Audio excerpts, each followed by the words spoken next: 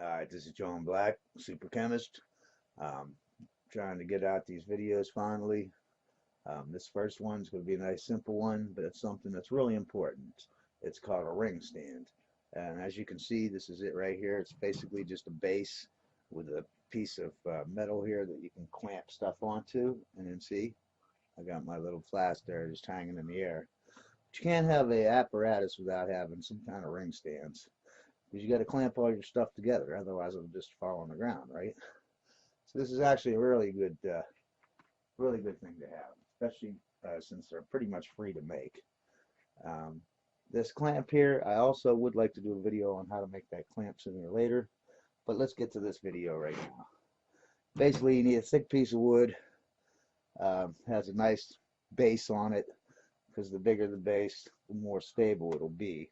You know what I mean? When your apparatus is on there, you don't want to have a little base and it just falls over, right? So you have, I have two pieces of wood because I don't have a thick piece of wood. As you can see, it's kind of, it's not that thick. So anyways, I'm going to put the two pieces of wood together, right? And I have 3/8 inch all thread, okay? Right here. All thread you can get anywhere, like a hardware store, Lowe's, whatever. And as you can see on the one side, I got a nut on there. Anyways, it's 3/8 inch. So what I'm going to do is I'm going to get my drill, put a 3/8 inch bit in there, and I'm going to drill all the way through both of them boards there. Alright, so here we go.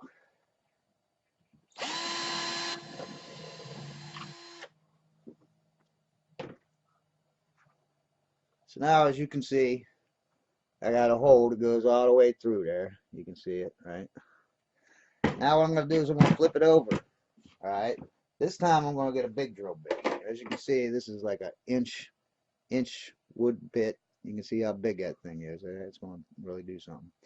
And I'm going to go not all the way through one. We're just going to take one board. I'm not going to go all the way through it. I'm just going to go enough so that I can get this nut, this 3/8 inch nut. Alright.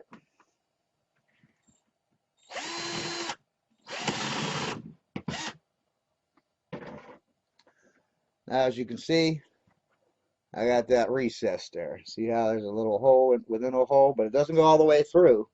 It's just small on that side.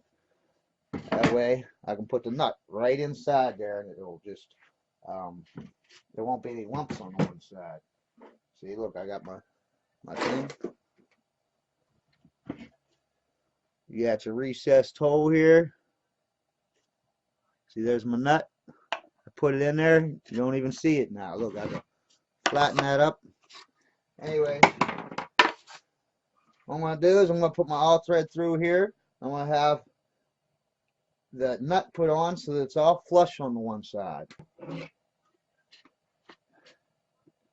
Put it through there. Alright, so I put my nut on. So I'm going to put that nut on so it's nice and flush there. Okay.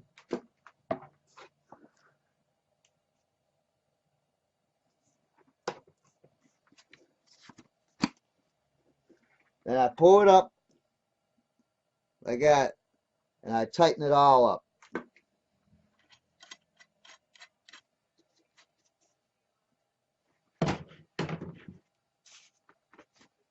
Keep in mind you should put a lock nut washer on this side here and tighten it up with wrenches so it's nice and snug, okay?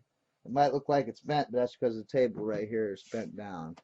It's not flat on this side, it's flat on this side.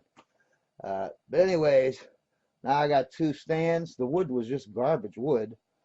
These all threads were just garbage, but you can probably get them for a couple bucks at Lowe's. And nuts, I mean, come on, nuts are what, 20 cents, 10 cents? So I got two ring stands, and that's pretty much the minimum you need. You got to have at least two to make an apparatus, that's for sure. So this is the first chemistry video I have. I hope it helps some people out. No sense spending 20, 25 bucks on ring stands. This would be 50 bucks when you can make it for like $1. You know what I'm saying? Now another thing is if like let's say you buy a table or you have a bench that's just for your lab or whatever, you can basically just drill holes in it like you did right here, and space them out so that you have a whole bunch of them in a row, and then those could be your ring stands, but they'd be permanently into your whatever, into your table. But you can always unscrew them and take them off if you don't want them on there at that time, you know what I mean? And just put one up at a time that you need. Usually you only need two or three of them, two tops, or at least.